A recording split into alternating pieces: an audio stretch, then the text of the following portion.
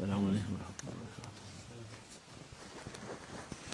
اعوذ باللہ من الشیطان الرجیم، بسم اللہ الرحمن الرحیم، والصلاۃ والسلام علی رسولنا محمد صلی اللہ علیہ وسلم، مدد یا رسول مدد یا سادات اصحاب رسول مدد یا مشاہد دستور مولانا شاہ اللہ فیض حسن شاہ محمد الحقان مدد طریقتنا الصحبہ والخیر فی الجمعیہ۔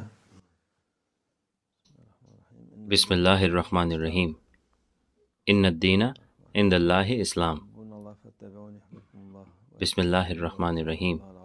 قل ان کنتم تحبون اللہ فاتبعونی یحببکم اللہ ویغفر لکم ذنوبکم۔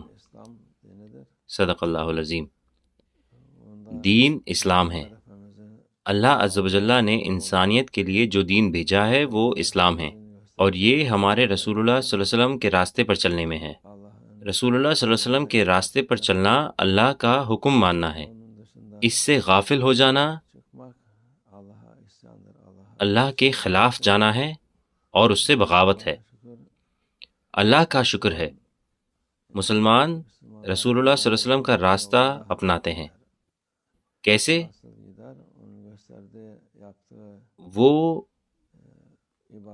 وہ سب کرتے ہیں جو رسول اللہ صلی اللہ علیہ وسلم نے دکھایا، جو انہوں نے کیا، اور ساری عبادت، نماز، روزہ، زکوٰۃ، حج، ان کو ویسے ہی کرنا جیسے رسول اللہ صلی اللہ علیہ وسلم نے بتایا۔ اور یہ کیسے ہوتا ہے؟ جیسے ہمیں صحابہ نے دکھایا۔ صحابہ کے بعد آتے ہیں امام، مسلک کے امام، اور پھر طریقت کے مشائخ۔ ان کے راستے پر چلنا ہمارے لیے واجب ہے، ضروری ہے۔ جو اس کو نہیں مانتے وہ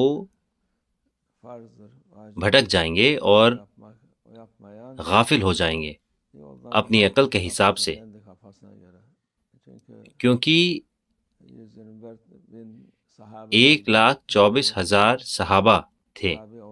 آپ ان میں سے کسی کی بھی اطاعت کر سکتے ہیں، لیکن ابھی ان کا کوئی راستہ نہیں بچا ہے، کیونکہ ان کے گزر جانے کے بعد، ان کے انتقال کے بعد ان کا راستہ ختم ہو گیا۔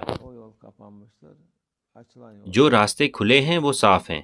مسلک کے معاملے میں ہمیں اسی پر عمل کرنا ہے جو دکھایا گیا ہے۔ مسلک سے باہر جانا انسان کو شک و شبہ میں ڈالتا ہے اور اس کو غافل کر دیتا ہے۔ یہ مسلک کب ختم ہوں گے؟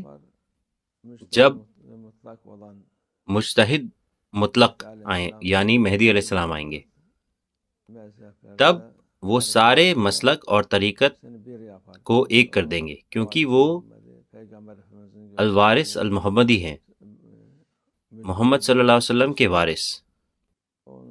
رسول اللہ صلی اللہ علیہ وسلم نے ان کے بارے میں خوشخبری دی ہے، تب ان کے علاوہ کوئی اور نہیں ہو سکتا، اور ان سے پہلے باقی سب ہیں، کیونکہ لوگ ان کی وجہ سے شک و شبہ میں پڑتے ہیں، ان کو ملانا ٹھیک نہیں ہے۔ اس لیے یہ راستہ صاف ہے، آپ کو جیسا دکھایا گیا ہے ویسا کرنا ہے۔ کچھ لوگ اچھی نیت سے کہتے ہیں کہ یہ مشکل ہے، ہم ان سب کو مانتے ہیں، ہم کسی ایک پر بھی عمل نہیں کر سکتے۔ آپ کو کیسے پتا ان سب کے بارے میں اور ان سب پر کیسے عمل کرتے ہیں؟ اس کے لیے ہمارا یہ طریقت کا راستہ ہے، یہ کھلا ہے، صاف ہے، یہ شریعت کے حساب سے ہے، یہ شریعت کے باہر ہو ہی نہیں سکتا۔ اگر آپ کہتے ہیں کہ آپ نماز پڑھیں گے اور اس میں کچھ ملا دیں گے ساتھ میں، تو آپ کی نماز قبول نہیں ہوگی۔ کچھ بھی قبول نہیں ہوگا اگر آپ شریعت سے باہر کریں گے۔ اس لیے طریقت کے لوگوں کو شریعت پر چلنا ہے اور انہیں شریعت کے حکم ماننے ہیں جتنا بھی وہ کر سکیں۔ اگر وہ نہیں کر سکتے یا پھر ان کی خود کی کچھ کمیاں ہیں، تب انہیں اللہ سے معافی مانگنی ہے۔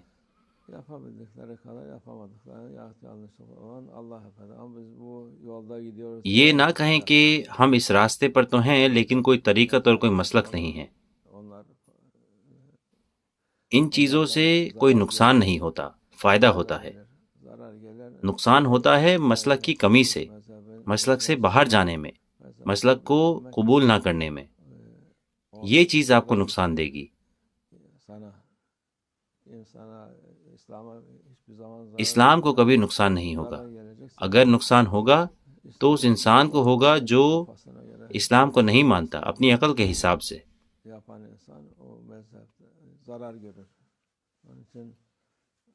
اس کی نفس کے حساب سے اور خواہشات کے حساب سے وہ نقصان میں ہوگا. ابھی بہت سارے لوگ ادھر ادھر باتیں کرتے ہیں، بیان دیتے ہیں اور لوگ پریشان ہو جاتے ہیں. اس لیے آپ کو دھیان دینا ہے. اصل مشائخ اور علماء کی بات سنیں. آپ کو جو مشائخ کہتے ہیں ویسا کریں. اللہ کا شکر ہے ایسے لوگ ہیں جو شریعت اور طریقت کو مانتے ہیں.